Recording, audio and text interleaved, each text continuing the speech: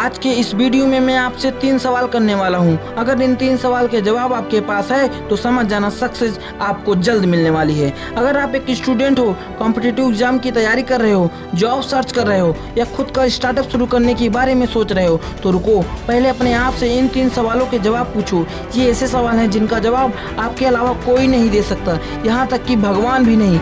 सवाल पूछने से पहले मैं आपको एक छोटी सी कहानी सुनाता हूँ। इस कहानी को ध्यान से सुनना और पहचानने की कोशिश करना ये कहानी किस बंदे की है। एक बार एक लड़का अपनी स्कूल कंप्लीट करने के बाद कॉलेज में एडमिशन लेता है। वो 4-5 साल लगाकर अपनी ग्रेजुएशन कंप्लीट करता है। उसके बाद वो गवर्नमेंट जॉब के लिए फॉर्म अप्लाई करना शुरू कर देता है, लेकिन वहाँ असफल हो जाता है और उसकी गवर्नमेंट जॉब नहीं लगती। उसके बाद वो 10-12 हज़ार की सैलरी में एक प्राइवेट जॉब करना शुरू कर देता है। कई साल बीत जाते हैं और वो फिर दुनिया को छोड़कर चला जाता है। कुछ समझ में आया ये कहानी किस इंसान की है? मैं बताता हूँ। ये कहानी हर एक उस इंसान की है जिसके पास इन 3 सवालों के जवाब नहीं होते। अगर आप चाहते हो आपकी कहानी ऐसे ना हो तो ये 3 सवाल अपने आप से जरूर पूछना। सबसे पहला सवाल, कौन है आप? कौन जानता है आपको? Who are you? अपनी कहानी को इंटरेस्टिंग बनाने के लिए आपको इस दुनिया को बताना पड़ेगा कि आप कौन हैं। इसलिए आपको कुछ ऐसा करना पड़ेगा जो लाखों में कोई एक करता है। याद रखना, हर ताज के लिए सर होता है लेकिन हर सर के लिए ताज नहीं होता।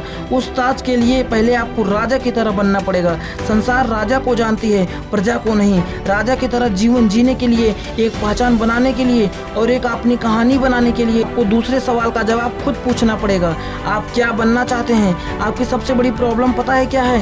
सच में आपको ये पता ही नहीं होता कि आपको बनना क्या है। अगर कोई आस पड़ोस के लड़कियों का रेलवे में जॉब लग जाता है तो आप भी रेलवे के फॉर्म अप्लाई करना शुरू कर देते हैं। और अगर गांव में कोई लड़का कलेक्टर बन जाता है तो गांव के आधे से ज्यादा लड़के को भूत सवार हो जाता है यूपीएससी का। किसी को तुम सक्सेसफुल देखते हो ना, तुम भी उसी फील्ड में जाने की सोचने लग जाते हो, क्योंकि आपको तीसरे सवाल का जवाब नहीं पता है। जो आपको एक बार खुद से पूछना है वो है तीसरा सवाल, क्यों?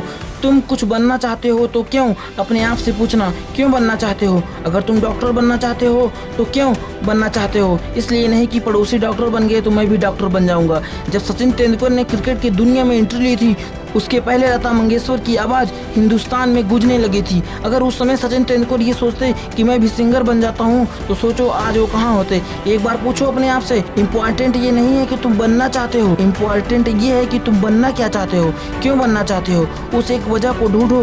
ये 3 सवाल रोज अपने आप से पूछना कि आप कौन हैं, क्या बनना चाहते हैं और क्यों बनना चाहते हैं, और पूरी जी जान लगा दो उस काम को करने के लिए। यकीन मानो आपकी सफलता की सीढ़ियाँ अपनी आप बनती चली जाएंगी। इस दुनिया की सबसे बड़ी सच बात तो ये है कि लोग अपने ऊपर विश्वास नहीं कर पाते कि इसे मैं कर पाऊंगा भी कि नहीं, और जिसने अपने ऊपर विश्वास कर लिया उसने पूरी दुनिया को जीत लिया। अगर आपको ये वीडियो अच्छी लगे तो वीडियो को लाइक करें, शेयर करें, और अगर अभी तक सूरज मोटिवेशनल लाइब्रेरी चैनल को सब्सक्राइब नहीं किया है तो प्लीज़ सब्सक्राइब कर लें। और मिलते हैं फिर एक नई मोटिवेशन वीडियो के साथ। तब तक के लिए जय हिंद, जय भारत।